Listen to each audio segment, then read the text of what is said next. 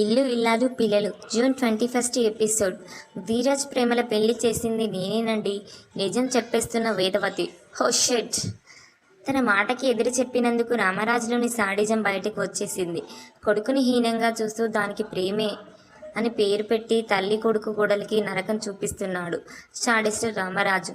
ఈరోజు రాత్రి ప్రసారం కాబోయే ఎపిసోడ్లో ఏమైందంటే, తండ్రిని ఎదిరించి మరీ తన ఆత్మగౌరవాన్ని కాపాడుకున్నాడు తమ్ముడు ధీరజ్ను చూసి గర్వపడతాడు సాగర్.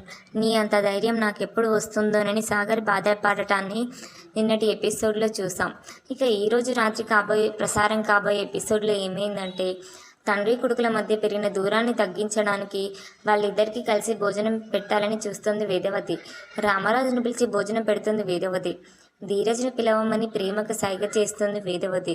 దాంతో ధీరజ్ భోజనం చేయడానికి వెళ్తాడు. ఇక రామరాజు భోజనం చేస్తూ పిల్లలందరూ తిన్నారా అని అడుగుతాడు.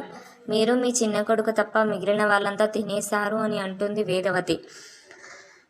ఆ మాటతో రామరాజుకి ముద్ద దిగదు. ఏదో ధీరజ్తో జన్మజన్మల శత్రుత్వం ఉన్నట్టుగా రగిలిపోతుంటాడు. పాపం ఇంతలో ధీరజ్ తినడానికి వస్తాడు. ఆకలి వేస్తున్నా కూడా మళ్ళీ ఆ సాడిస్టు తండ్రి ఏమోనని అక్కడి నుంచి వెళ్ళిపోతుంటాడు.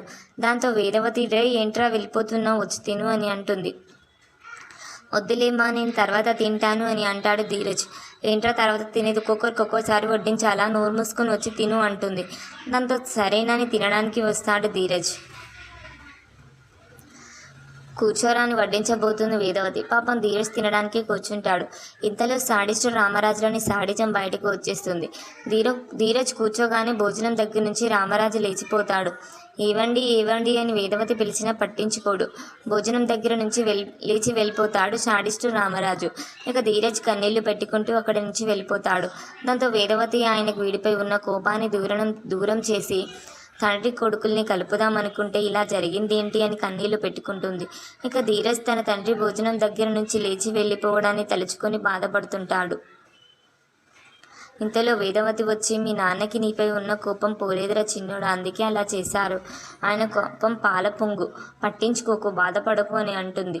ఆ మాటతో ధీరజ్, కోపం వస్తే ఏదో రోజు పోతుందమ్మా, కానీ ద్వేషం మాత్రం జీవితకాలం అలాగే ఉంటుంది. నాన్నకి నాపై ఉన్నది కోపం కాదు, ద్వేషం అని అంటాడు.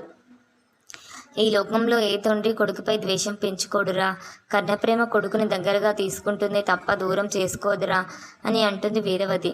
ఆ మాటతో ధీరజ్, నాన్న నన్ను ద్వేషించడానికి, నన్ను దూరం చేసుకోవడానికి పరిస్థితి రావడానికి కారణం నేనేనమ్మా అని అంటాడు ధీరజ్. నువ్వేం చేసావురా, మీ నాన్న నీపై ద్వేషం పెంచుకుని దూరం చేసుకునేటంత తప్పు నువ్వేం చేసావురా అని ఏమీ ఎరగనట్టుగా అడుగుతుంది వేదవతి.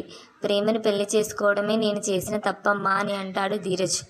ఆ మాట విన్న ప్రేమ కన్నీళ్లు పెట్టుకుంటుంది. ఇంతలో వేదవతి, లేదురా చిన్నోడా, ఆ విషయం మీ నాన్న ఎప్పుడో మర్చిపోయారు అని అంటుంది. లేదమ్మా, బాధ నాన్న గుండెల్లో రగులుతూనే ఉంది. ఇంతకుముందు నాన్నకి నాపై సగటు తండ్రికి ఎలాంటి కోపం ఉంటుందో అలాగే ఉండేది. కానీ నా పెళ్లితో అది ద్వేషంగా మారింది. అప్పటికీ ఆ బాధను భరించలేకపోతున్నారు. అందుకే ఆ బాధ ద్వేషంగా మారింది. ఆ ద్వేషం కన్న కొడుకుపై ఉన్న ప్రేమను, కన్న మమకారాన్ని కూడా చంపేసింది. నాన్న నన్ను ఏ విషయంలోనైనా క్షమిస్తారేమో కానీ ప్రేమను పెళ్లి చేసుకున్న విషయంలో మాత్రం ఈ జన్మలో క్షమించరు. ఒకే ఇంట్లో ఉన్నా, ఒకే చోట కలిసి ఉంటున్నా సరే నాన్న నేను చేరుకోలేనంత దూరం అయ్యాం అని ఎమోషనల్ అవుతాడు ధీరజ్.